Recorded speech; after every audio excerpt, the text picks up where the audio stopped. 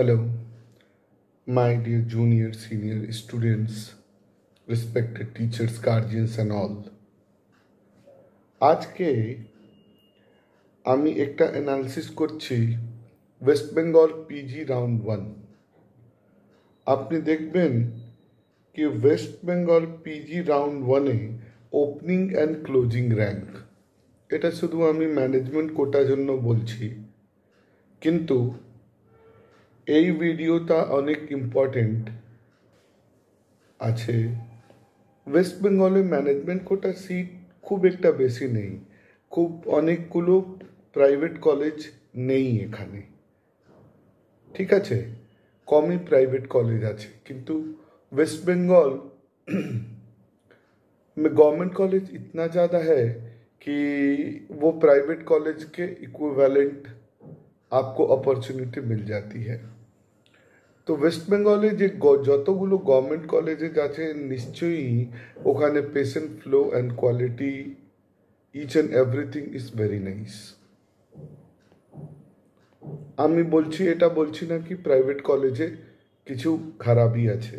তো ওয়েস্ট বেঙ্গলে সব থেকে জিনিস আপনাকে কী কী দেখতে হবে যখন আপনি অ্যাডমিশন নিচ্ছেন প্রাইভেট কলেজে,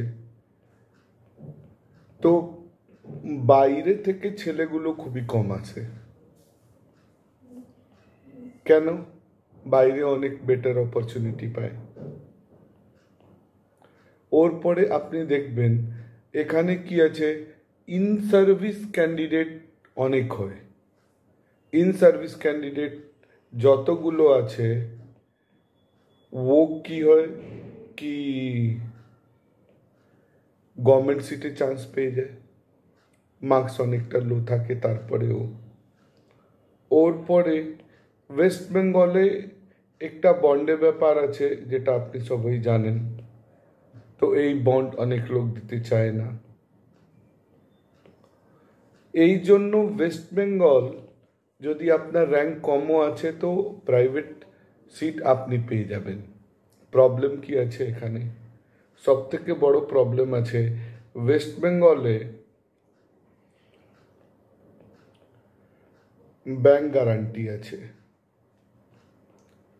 মানে আপনাকে যদি 3 বছরের ফিস 1 বছর দিতে হবে, আর না হলে একটা ব্যাংক গ্যারান্টি পুরো ফিসকে দিতে হবে। ম্যাক্সিমাম কলেজে এই জিনিসটা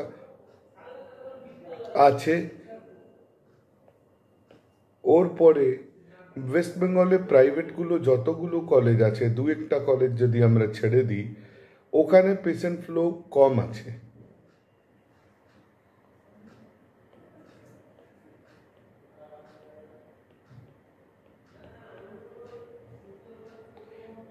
কিছু কিছু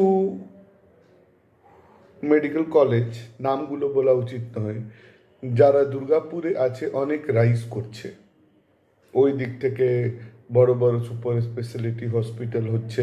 তো ওখানে আমরা যতগুলো ইনস্ট্রুমেন্টাল সাবজেক্টে পিজি হবে, রেডিও, অপথ্যাল, ইএনটি, এনেস্থেসিয়া, এইসব আমরা করতে পারবো, ভালো হবে। র্যাঙ্ক আমরা দেখে নিই কত কি, যতগুলো কাউন্সেলিং প্রসেস হচ্ছে আপনি এখানে কোনো প্রেডিকশন আপনার কারেক্ট হবে না।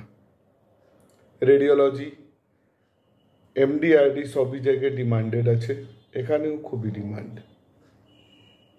আপনি দেখে নিন রেডিওলজি ক্লোজিং র্যাঙ্ক হচ্ছে আপনার মাত্র 1700। ওর পরে ডরম্যাট, এটাও ঠিক আছে। ওর পরে হচ্ছে আপনি আর সব তো খুবই পেছনে পেছনে আছে, আপনি নিতে পারেন। সার্জারি ফার্জারি, এখানে অর্থোপেডিক্স দেখতে পাচ্ছেন। তাহলে মেন কথাটা জিনিস কি, এই ভিডিওটা কেন? ওয়েস্ট বেঙ্গলে ফিগুলো হাই আছে। আপনি যত ক্লোজিং র্যাঙ্ক দেখছেন, যত ছেলে 2-3টে টপ ব্রাঞ্চ ছেড়ে যদি স্মলার ব্রাঞ্চ চাইছে, এনেস্থেসিয়া, সার্জারি, ডারম্যাট, অপথ্যাল, তাহলে ওরা 10-15 ইন্টু 3 मतलब 40-45 পুরো কোর্স ফির হয়ে যাবে। আজকাল সব থেকে কাউন্সেলিংয়ে মেন জিনিস হচ্ছে কস্ট ম্যানেজমেন্ট। আপনার কত পয়সা খরচ করে কি জিনিস পাচ্ছেন। তো এখানে কলেজ হচ্ছে কি বেশি পয়সা লাগছে, কোয়ালিটি কম হচ্ছে, আর পুরো পশ্চিমবঙ্গে UP, Orissa, Tripura, north east যতগুলো কলেজ আছে ওখানকার ফিস কম আছে, ব্যাংক গ্যারান্টি নেই, স্টাইপেন্ডও ভালো আছে। তো এখন যে প্যান ইন্ডিয়া মুভমেন্ট শুরু হয়ে গেছে, সাউথের ক্যান্ডিডেট নর্থ আসছে, নর্থের ক্যান্ডিডেট সাউথ যাচ্ছে, তো আপনাদের যদি একটু বুদ্ধি খাটিয়ে নিজের 20-25 লাখ টাকা বাঁচাতে পারেন তাহলে save your 20-25 lakh rupees, because that is again going to help you only to sustain your further futures while establishing your clinics and anything. ওকে, আমি এটা বলছি না যদি আপনার বেশি পয়সা আছে তাহলে কোনো অসুবিধা নেই, if you have money no problem, আপনি নিয়ে নিন। এখানে এনআরআই সিট তো আপনি দেখবেন কি যার ফিস হচ্ছে 2-2.5 কোটি টাকা, ওটা তো অনেক পেছনে পেছনে ক্যান্ডিডেটও গিয়ে নিয়ে নেই।